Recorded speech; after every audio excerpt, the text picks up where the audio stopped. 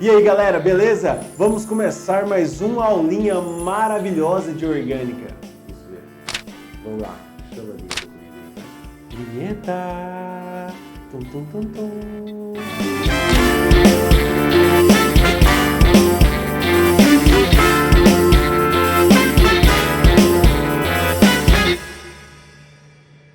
E você que já está vendo esse vídeo, não deixe de curtir, comentar e compartilhar com seus coleguinhas, por favor. Isso mesmo, já se inscreve no canal aí, senão eu vou ficar nervoso com você. Vocês estão vendo que ele tá bravo, né? Bravo, bravo. Aproveitar que ele tá bravo, vou deixar ele começar a aula, tá bom? Tchau, tchau. Vamos falar hoje sobre os alcenos. E um alceno, galera, é um hidrocarboneto de cadeia aberta e insaturado por uma dupla ligação. Lembre-se aqui, ó, tá vendo o EN? Esse EN está relacionado com uma insaturação do tipo dupla, né? Então, alcenos é quando o hidrocarboneto tem uma insaturação, que é uma dupla ligação. Um exemplo de alceno é aqui, ó, o eteno. Esse eteno aqui, ó, et significa que ele tem dois carbonos. Ei quer dizer que ele tem uma dupla ligação e o significa que ele é um hidrocarboneto. Esse é o menor alceno possível. Não existe alceno com um carbono só, porque um carbono só, como que teria dupla ligação entre carbonos, né? Então não existe hidrocarboneto com dupla ligação com um carbono só. Beleza. Então aqui, ó, esse é o menor alceno, ele é o eteno, mas usualmente a gente conhece ele como etileno, né? Bom, esse etileno, ele é bastante utilizado no nosso dia a dia. Ele é o plástico mais, na verdade ele não, ele é a matéria-prima para a formação do plástico que a gente mais utiliza no nosso dia a dia, que é o polietileno ou o PE, né? Esse polietileno ele é utilizado em sacolinhas plásticas, ele é utilizado em diversas formas aí, como um plástico bastante utilizado. Agora é o seguinte, os alcenos, eles têm uma fórmula geral que é CnH2n. Isso significa que nos alcenos a quantidade de hidrogênio vai ser sempre o dobro da quantidade de carbonos. Por exemplo, se eu perguntar para você quantos hidrogênios existem em um alceno com 8 carbonos.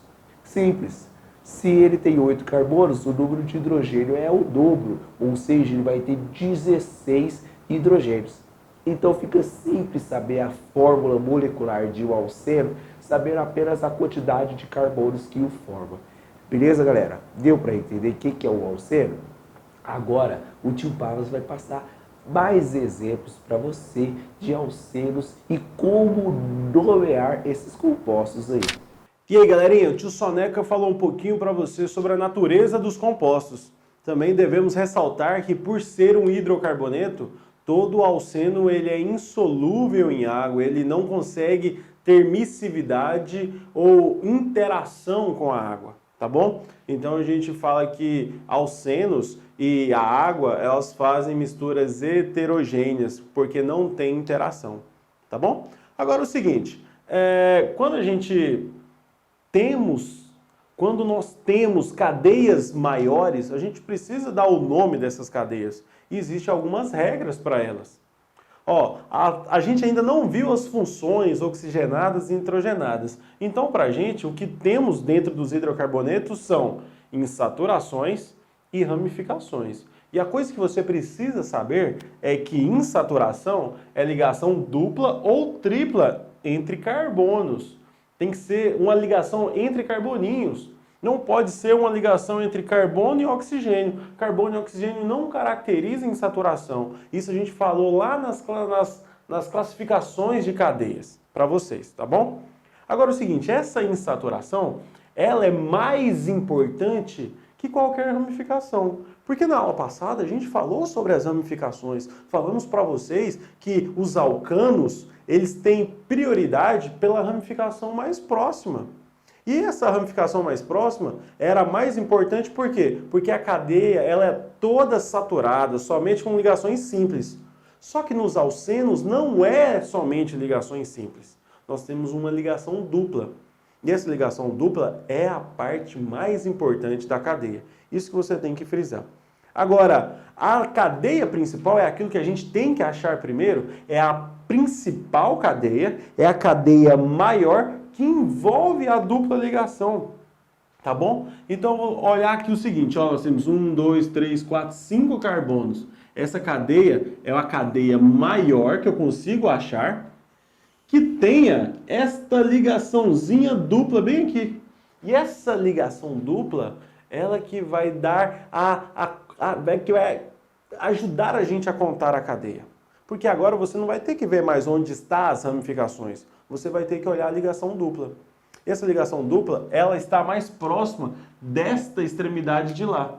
Peraí, mas professor, eu tenho que olhar a extremidade? Sim, porque uma molécula, ela está no espaço. Se você pega ela assim, ó, e pega uma molécula, você pode mover ela para todos os lados e mudar o seu ângulo de visualização. Quando você faz isso, você melhora aquele ângulo e estabelece um padrão segundo a entidade chamada IUPAC. A IUPAC, então, determina que você tem que contar com uma dupla ligação mais próxima de uma extremidade. Está mais próximo dessa extremidade aqui. A gente chama esse carboninho de 1, esse carboninho de 2, de 3, de 4 e de 5. Tudo que está fora aqui é ramificação. Nós temos aqui metil e nós temos aqui também metil. Nós temos todos os componentes aí que a gente precisa. Mas, Pavanelli, esse hidrogêniozinho? Ué, esse hidrogêniozinho também tem aqui, tem aqui, tem aqui. Aqui eu só coloquei separadinho para você ter uma visualização melhor disso. Tá bom? Agora, presta atenção como que a gente vai organizar o nome disso tudo.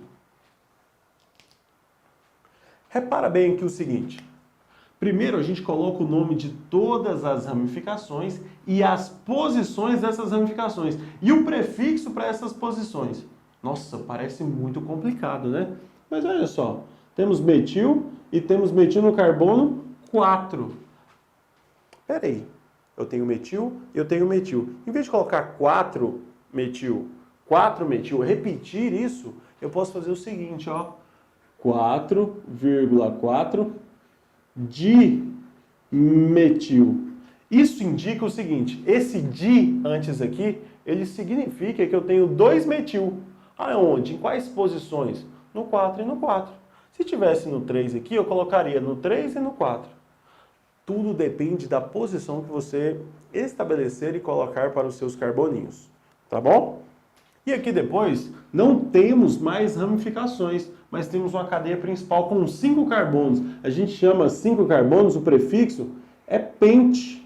Lembra lá a musiquinha que o tio Soneca cantou? Met é 1, et é 2, prop é 3, but é 4, pente é 5. Ó, pente é 5.